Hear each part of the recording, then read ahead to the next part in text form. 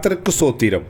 இன்றைய வேதவசனம் 1 கொரிந்தியர் 15ஆம் அதிகாரம் 57ஆம் வசனம்.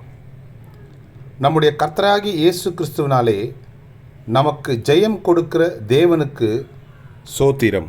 ஆமென். 1 கொரிந்தியர் 15ஆம் அதிகாரம் 57ஆம் வசனம். நம்முடைய கர்த்தராகி இயேசு கிறிஸ்துவினாலே நமக்கு ஜெயம் கொடுக்கிற தேவனுக்கு ஸ்தோத்திரம். ஆமென். 1 கொரிந்தியர் 15:57. கர்த்தர் உங்களை ஆசீர்வதிப்பாராக, உங்களோடு கூட இருப்பாராக. ஆமென்.